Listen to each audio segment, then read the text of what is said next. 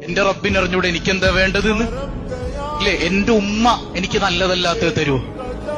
നമ്മൾ പറഞ്ഞില്ല, അതായത് തൊണ്ടയിൽ ടോൺസിൽസ് ബാധിച്ചൊരു കുഞ്ഞിങ്ങനെ ഐസ്ക്രീം കണ്ടപ്പോ കരയാണ്, ഉമ്മി എനിക്ക് ഐസ്ക്രീം വേണം, ഐസ്ക്രീം വേണം. ഐസ്ക്രീം ഒന്നുമില്ല, ഐസ്ക്രീം ഒന്നും തരൂല. എന്താ ആ കുഞ്ഞെന്താ മനസ്സിലാക്കണത് ഉമ്മാനെ കുറിച്ച്? ഉമ്മാക്ക് എന്നോടൊരു ആ ഉമ്മാനെ പോലെ സ്നേഹമുള്ള വേറൊരു ഉമ്മ അല്ലേ? ആ കുഞ്ഞിന് ഇങ്ങനെ സംഭവിക്കുന്ന ആർക്കറിയാം?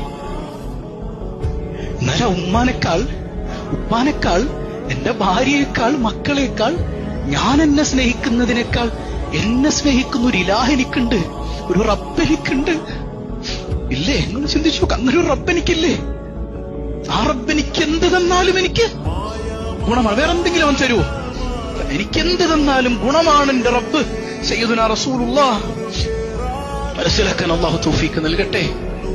ഹത്താ യൽഖ അല്ലാഹു തആല, അല്ലാഹനെ കണ്ടുമുട്ടുന്നത് വരെ പടച്ചോൻ പരീക്ഷണം തരും. സയ്യിദുനാ റസൂലുള്ളാഹ് അങ്ങനെ കണ്ടുമുട്ടുമ്പോ എന്താ സംഭവിക്കണേ? വമാ അലൈഹി ഖതിഅ, അവന്റെ ഒരു പാപം ഉണ്ടാവില്ല ശരീരത്തിൽ. ചെയ്ത പാപങ്ങളൊക്കെ കഴുകിപ്പോയിട്ടുണ്ടാവും. എന്തുകൊണ്ട്? ഈ പരീക്ഷണത്തിൽ അവൻ ഇങ്ങനെ തൃപ്തിപ്പെട്ടതുകൊണ്ട്. എന്തു പാപവും അല്ലാഹു കഴുകിക്കളയും. സയ്യിദുനാ വഹബീബുനാ റസൂലുള്ളാഹ്